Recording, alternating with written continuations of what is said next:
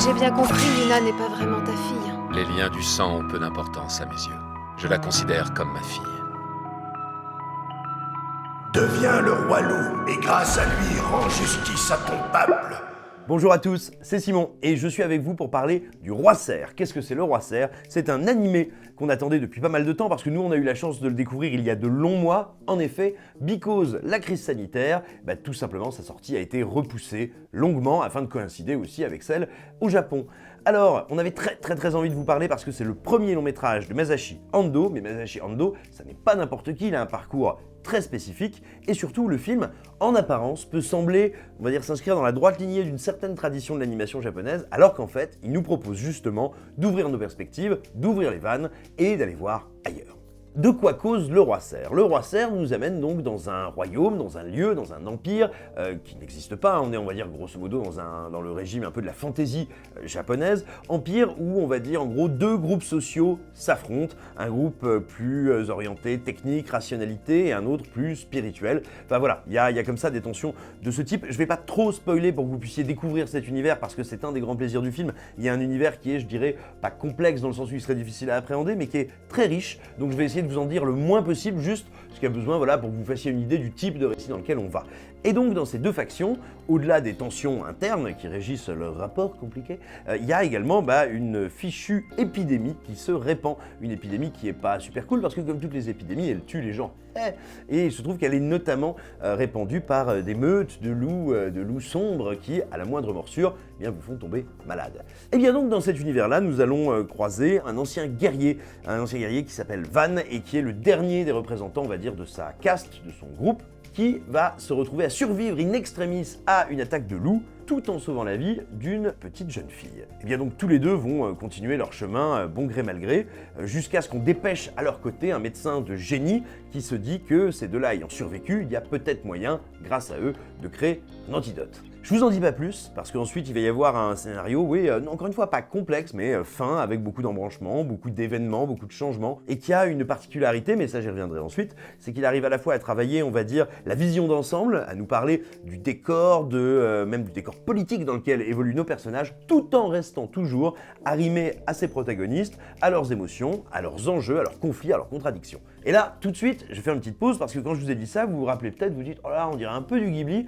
ça me fait un peu penser à Princesse Mononoke ». Eh bien, vous aurez en partie raison, parce qu'il y a tout un aspect de la direction artistique, un aspect minime, mais bien réel, qui peut évoquer le film de Miyazaki, et puis enfin, parce que les prémices de l'histoire que je viens de vous donner, ne sont pas sans nous faire penser effectivement aux lignes de tension et à la mythologie du chef-d'œuvre qui était sorti en 1997. Et il y a une très bonne raison à ça. Je vous disais que Masashi Ando, ça n'est pas n'importe qui. Ça a beau être son premier long métrage avec Le Roi Cerf, c'est quelqu'un qui a été directeur de l'animation et character designer, c'est-à-dire celui qui conçoit vraiment l'apparence des personnages depuis des années dans l'animation japonaise. Et il a notamment travaillé en collaboration directe avec Miyazaki sur Princesse Mononoke, mais aussi sur le voyage de Chihiro. Donc évidemment, forcément, on peut se dire qu'il y a une influence, mais ça ne s'arrête pas là, parce que ce qui rend le profil de Masashi Ando très intéressant, c'est qu'il a collaboré, on va dire, à une variété d'œuvres et d'œuvres importantes, qui est tout simplement sidérante. Dites-vous bien qu'on le retrouve à la fabrication de Tokyo Godfathers, de Paranoia Agent, ou encore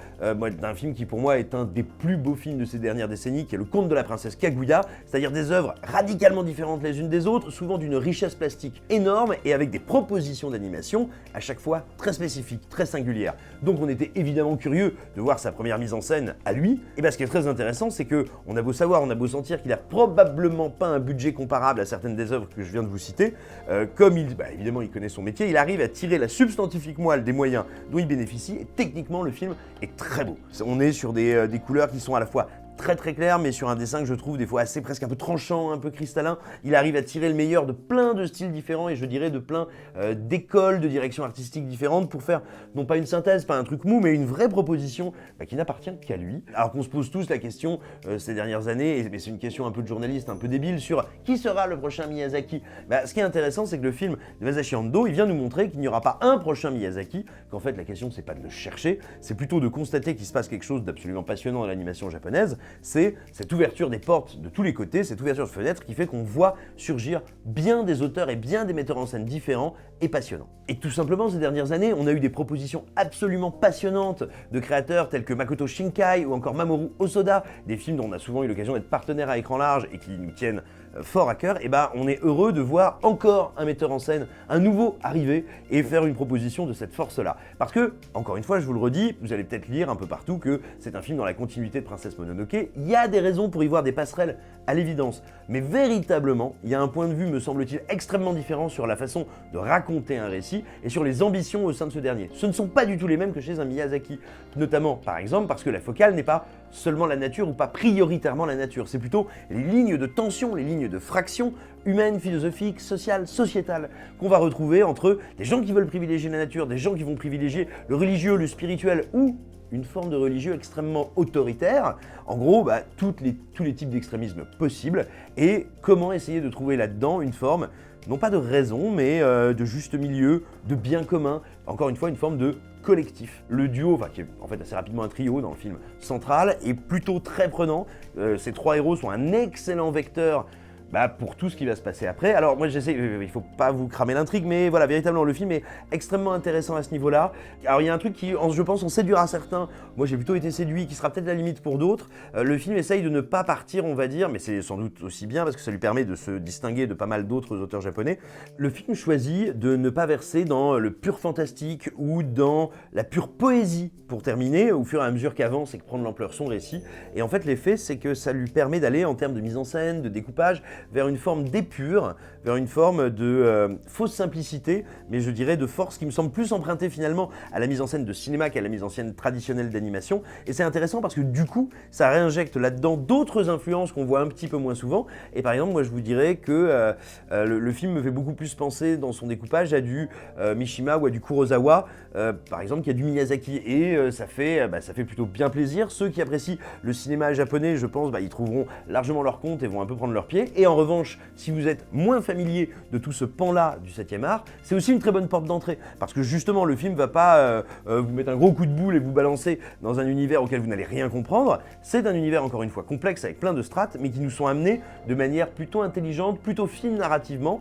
Et du coup, ça rend le voyage d'autant plus intéressant. Voilà, vous l'aurez compris, on a trouvé extrêmement intéressant et très prometteur comme premier long métrage ce bon Le Roi Cerf, réalisé par Masashi Ando. On vous le recommande chaleureusement. Ce qu'on vous recommande aussi, c'est de vous inscrire à la chaîne Écran Large, de vous abonner à la chaîne YouTube, bien sûr, mais surtout, encore plus, à notre site internet. Parce que oui, sur Écran Large, il existe une rubrique où vous pouvez devenir membre premium contre quelques euros sonnants et trébuchants si vous en avez envie. Et surtout, si vous avez les moyens, ça vous permet de bénéficier chaque semaine de 4 articles bonus, rien que pour vous, 4 articles dans lesquels on revient sur des œuvres ou des cinéastes qui nous ont particulièrement marqués, qui nous semblent mal aimés ou qui sont tout simplement des créations cultes dont on a envie de causer.